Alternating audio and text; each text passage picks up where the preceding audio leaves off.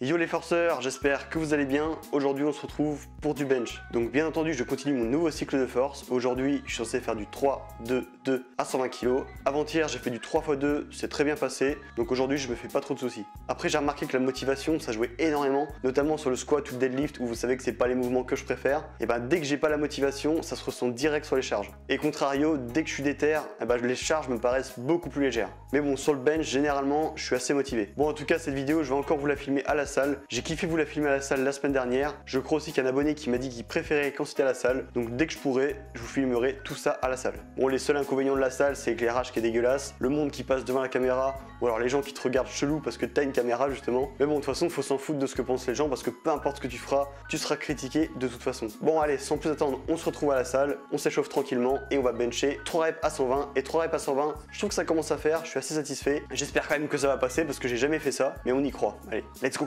Alors avant que cette vidéo commence, je vais essayer de vous expliquer comment j'ai fait pour ne plus casser le poignet au bench. Quand je dis raquer la barre, personnellement je n'utilisais pas les autres groupes musculaires. J'essayais juste de sortir la barre avec les poignets. Sauf que c'est comme ça que j'ai pris la mauvaise habitude de les casser. Là je vous ai vraiment mis l'exemple concret où je les casse et que le mouvement n'est pas bon. Là sur cet exemple je vous montre comment le faire correctement. Donc déjà concentrez-vous à fond sur vos poignets, faites en sorte qu'ils restent bien droits et vous allez essayer de contracter les épaules pour sortir la barre. Alors c'est tout à fait normal, vous allez ressentir une sensation que vous n'avez jamais eue auparavant, une impression de tension au niveau des épaules et des pecs. Moi personnellement je ne connaissais pas du tout cette sensation et au début je me sentais un peu bizarre, mais après vous allez voir que vous allez être beaucoup plus fort. J'avoue que c'est quelque chose de très compliqué à expliquer. Personnellement je n'ai pas regardé de tuto ou quoi que ce soit pour ne plus casser les poignets. Je me suis mis dans une position qui n'était pas forcément confortable au début, mais vous allez voir que par la suite ça va être beaucoup mieux.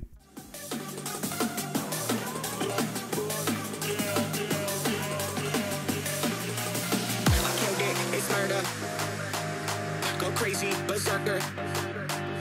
I killed it, it's murder. Go crazy berserker. I killed it, it's murder. Go crazy berserker. I killed it, it's murder. Go crazy berserker. I killed it, it's murder. Go crazy berserker. I killed it, it's murder. Go crazy berserker.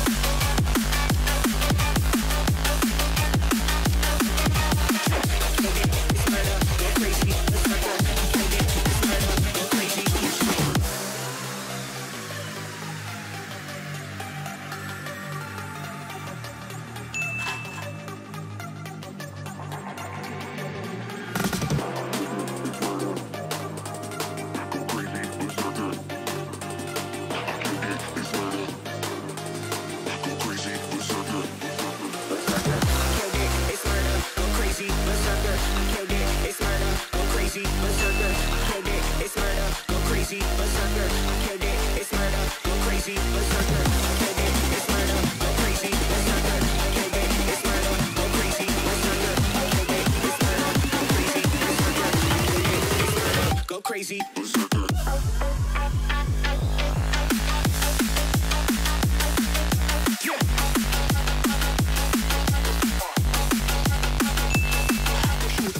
Bon voilà, petite séance sympathique, ça ne m'étonne pas, samedi c'était très bien passé, donc c'est logique qu'une rep de plus ça me pose pas de problème, surtout que j'ai eu le dimanche en repos, et le fait d'avoir un jour où je ne fais rien, ça change absolument tout. D'ailleurs j'ai l'impression que mon corps se conditionne à se reposer énormément le dimanche parce qu'il n'y a qu'un jour de repos, et pour refaire du bench 2 jours après, ça passe super bien alors que ça pourrait être compliqué. Donc tout ça pour dire que c'est très important de prendre un jour de repos, sinon la fatigue elle s'accumule. Bon sinon qu'est-ce que j'en pense de ce cycle de force pour l'instant, parce que vous allez peut-être vous poser la question. Pour le moment il fonctionne très bien, on va pas se mentir, j'ai pas eu de problème, j'ai jamais foiré. Au niveau du volume c'est pareil, j'arrive à avoir une bonne progression. D'ailleurs vous avez vu j'ai un petit peu ajusté, ce coup-ci j'ai fait 3 séries de volume et non 2. Donc là je commence à y voir un petit peu plus clair, je mets encore 2-3 trucs en place. Mais je tiens absolument à finir ce cycle et commencer le prochain avant de vous faire une vidéo là-dessus. Parce que si ça se trouve je vais charger plus et là ça va être beaucoup plus compliqué et ça va foirer rapidement. Quand je vous mettrai la vidéo sur YouTube où je vous explique le cycle complet, je veux que ce soit safe, que vous puissiez le faire aussi sans avoir de problème. D'ailleurs je sais toujours pas de combien en plus je vais charger la barre à chaque fin de cycle. Au début j'étais parti sur 1 kg, Barthélémy Rémi avait acheté des poids exprès pour ça. Je vais peut-être essayer 1,25 de chaque côté, donc 2,5 kg, ce qui me paraît énorme, mais si ça fonctionne, c'est vraiment hyper vénère, ça sera encore plus rapide que le cycle que je faisais avant. Bon, en tout cas, j'espère que cette petite vidéo t'aura plu. Si c'est pas déjà fait, abonne-toi, parce que quand je vais sortir toute ma programmation, il faut pas que tu rates ça. Bah oui, il faut que tu fasses la même. Si elle fonctionne bien,